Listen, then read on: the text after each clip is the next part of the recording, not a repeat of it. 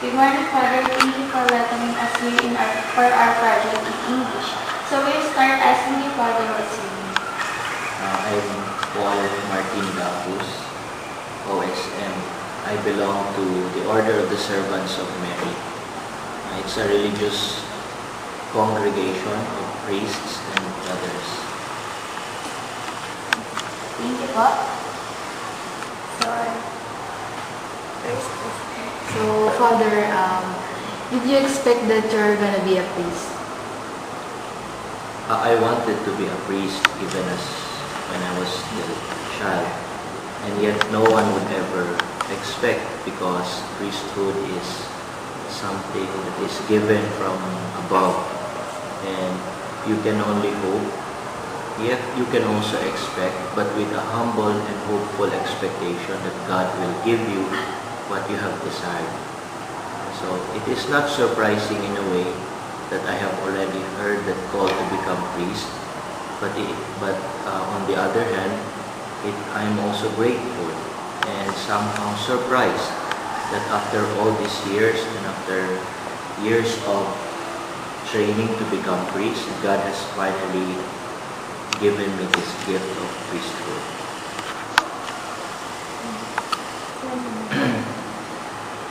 Our question number 2 is, being a priest is your first choice? Yeah, definitely.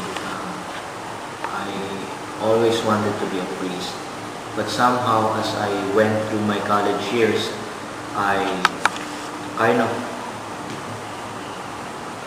I have forgotten the initial want and desire of becoming a priest, and probably because of the course that I took up in college. I took up economics, and so I have planned of pursuing further studies in economics and working in the business sector.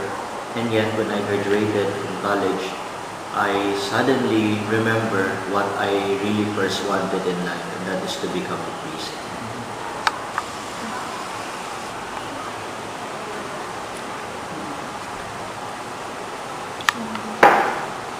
Thank you po, Father. If you're not a priest now, what do you think you will do? Well, I have never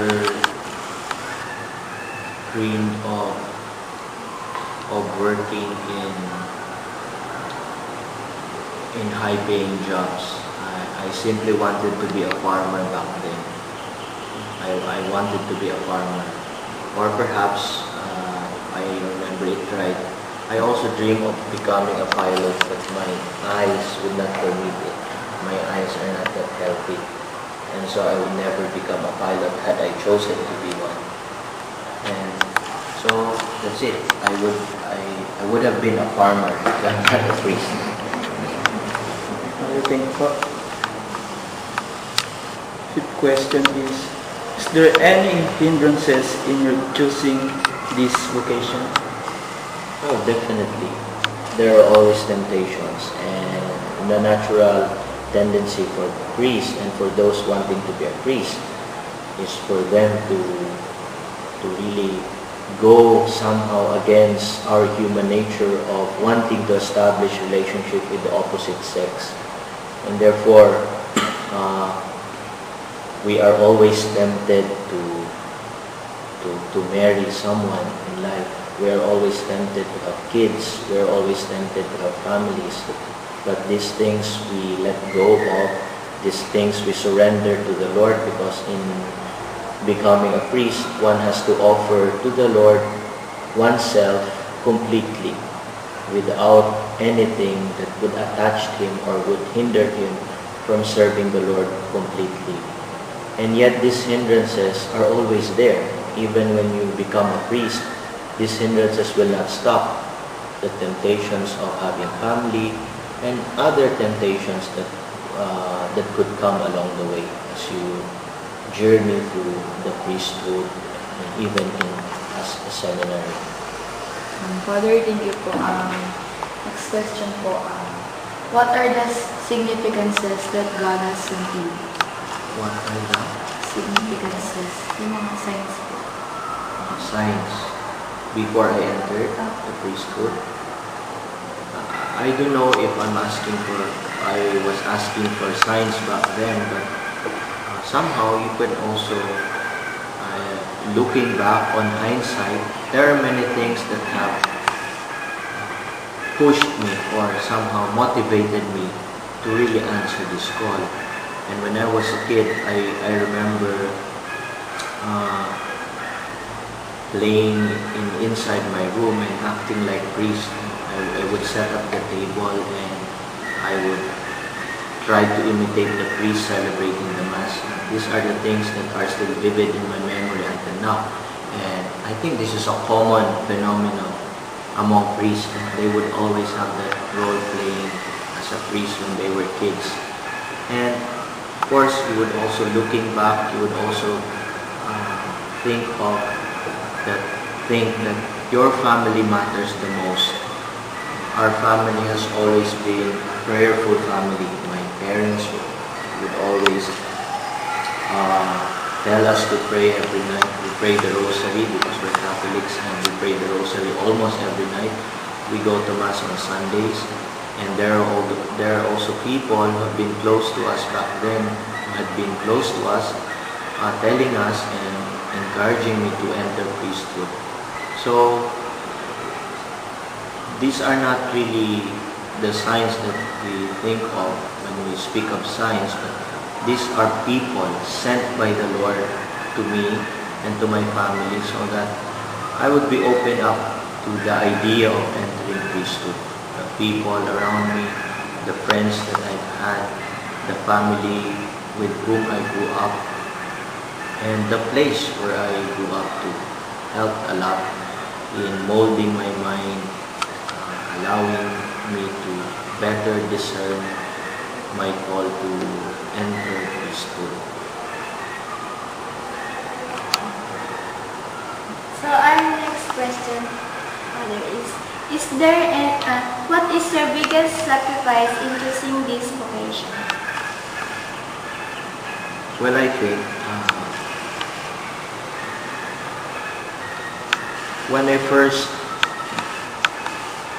the moment I decided to enter the seminary, my first sacrifice was really to leave and to let go of special persons in my life back then.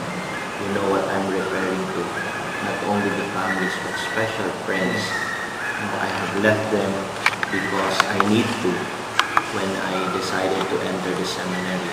But these sacrifices were not limited to these persons. Every year, every day, until I reach this stage of becoming a priest, sacrifices are always there. Sacrifices of letting go.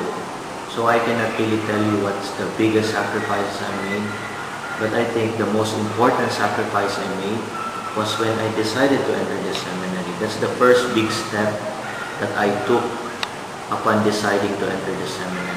It's kind of radical, it's kind of stupid in a way in the eyes of the people. I left my job. I left important persons in my life. I let go of my family. I let go of the future that has been in store for me back then. But I did it because for me, that's the right thing to do if I wanted really to answer the call of the Lord to enter priesthood. Okay, next question. What are your essential duties as a priest? Well, the first thing that the priest has to do is to celebrate the Mass. That may sound simple and ordinary, but you know, not all people can celebrate the Mass. Not all people can turn the ordinary bread and wine into the body and blood of the Lord. And I think that is not for us something to boast of. That is for us to tremble because we are doing something which is greater than ourselves, a mystery which we cannot really fathom.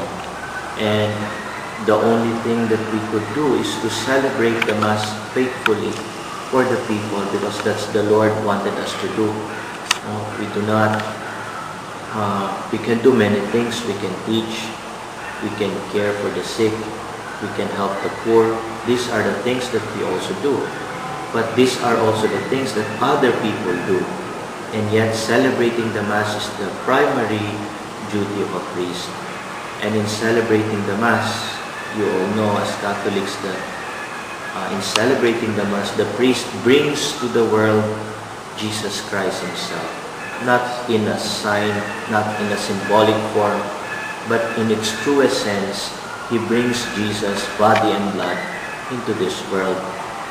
And so, the duty of the priest, aside from celebrating the Mass, he is also under the grave obligation to remain holy as much as possible. Human as we are, we also sin. We can even sin more than you. We just do not know how we sin and how sinful we are. And yet, we try our best to remain holy because we are touching the most holy person and the holiest of all, because He is the God who is holy, who is sinless. Therefore, at least to be worthy enough to celebrate the Mass, we try ourselves to be pure, to be someone who is worthy enough to touch Him and to give Him to the world. And yet we're not saints, we're not sinners. We are sinners. And yet there is that constant reminder that we are to go back again and again to the Lord every time we turn our backs on Him and every time we fall away from His grace.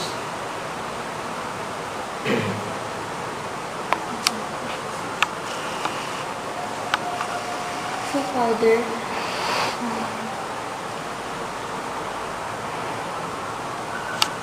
do you believe in exorcism? Yeah. Do you know what that is? Exorcism? Yeah, the great. You know what it is, right? I believe, of course, definitely, 100%. The world today, the greatest temptation of the devil today is to make the world believe that spirits no longer exist. And so the role of the priest and even us Christians, all of us must remind the world that spirits exist and evil spirits exist. And many times we have lived our life not knowing that we are even affected by the evil spirits. And that's why the greatest means to counteract this force of the spirits is none other than the Lord Himself. And yet we cannot do that unless we recognize, not that we think of them as greater than our God, but that we recognize they exist. Only then can we start to drive them away and to defeat them. Father, who influenced you to consider the vocation to the priest? As I told you earlier, we have family friends, we have priest friends before who have tried to encourage me to enter priesthood. But in the end, they can only influence me as much. Vocation is personal, and therefore God is speaking directly to my heart, and it is I who had chosen to answer that call. And yet, when He gave me that call, He gave it through the people, through my family. He made sure that I would be able to answer that call because He gave me a family who are somehow religious, who are somehow prayerful. It's difficult to answer that call when you grew up in a family or in a situation where you don't even speak about God, right? It's difficult. When God gives grace, He gives it through the natural way of, God, grace builds upon nature, and He just don't give it right then and there. He gives it through the people around you by preparing your family so that as you grow up, you can eventually learn to know and learn to understand the Lord, and consequently, you will also hear His call. whatever that call is, either call to married life, to single blessedness, or call to becoming priest or nuns or sisters. Our next question is, what have been some of the greatest joys for you as a priest? I have just been ordained last December, so I'm not even 1 year old as a priest. I'm just almost 2 months as a priest. And yet, that joy has not been only limited after my ordination. That joy has started when I first answered this call. Well, these joys are somehow spiritual in a way. When I entered the seminary, I honestly, the first day, the first moment when I arrived in the seminary, I already wanted to go home. I really do not like to, I told myself, I do not like this place. And if had I been living near our seminary, I would have gone home long before. I would not have lasted a day in the seminary. But you see, the joy is not so much about worldly joys. It's a fulfillment that is only known to your heart. You will not know it. But you see, in answering the call to priesthood, you may have lots of sacrifice, many sacrifice. Countless nights of crying, countless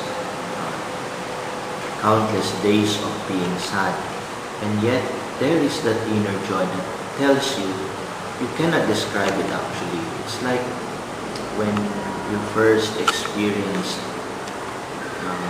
being loved, or having experience of having that relationship with the opposite sex. You cannot express it in words, and yet your heart knows it, because it is a happiness that is known only to your heart. And I think the greatest joy of priesthood is feeling assured that you have answered the call of the Lord, and nothing else would take that away from you. You will not be anymore, you will not remain restless, because your heart has finally found the desire that heart is seeking all throughout your life, and that is the Lord. Once you find the Lord, it's not only limited to priests. All of us, once we discover the Lord, our hearts will always have that joy that is undescribable. And yet the world will not see it. You will not shout there and tell the people, you're happy. It's not like going to the parties that you will be dancing all night and jumping. No, that happiness is right here. It's known only to your heart. People may not see you happy, but you know that you are happy. You can be happy in the eyes of the world, but deep inside you are sad. Discovering Christ is the opposite. You are happy. You can be also happy on the outside, but more importantly, you are also happy on the inside. Thank you, Father. Father, who is your favorite saint? Why? I have many favorite saints, but I think for now, and right now, my favorite saint is the recently canonized Saint John Paul II. He was the Pope when I was still young. I had always admired his person. I have always followed him on the internet while he was still living. I always watched him on TV while celebrating Mass, even though he was already suffering back then. And so I told him, if this man becomes a saint, at least I have witnessed a saint. I have once witnessed a saint who still lives in this world. Many of us would have read the life of saints, and they are already long dead. They were already dead long ago. And I wanted na if there would be a saint that I would somehow, that would serve as my inspiration, it would be someone who is close to our generation. who has understood our difficulties as young people. And I think this is John Paul. He understood a lot what it means to live in this modern world. He knows the things that we have gone through in life. He knows the many temptations that the devil is giving to us. Drugs, sex, and many other things. He knows that because he lived in our lifetime. He lived in our lifetime. And so when he became a saint, I cannot imagine, I cannot describe the joy that I also have at that moment to witness a saint who had also been one with us for some time before he became a saint. Second to the last question, Father. As a OSM, what is your duties and responsibilities in your community? Here. Dito. I am one of the, in a way, formators because I'm part of the priests who are taking care of those seminarians, or we call them temporary professed friars. These are the brothers who are nearing priesthood.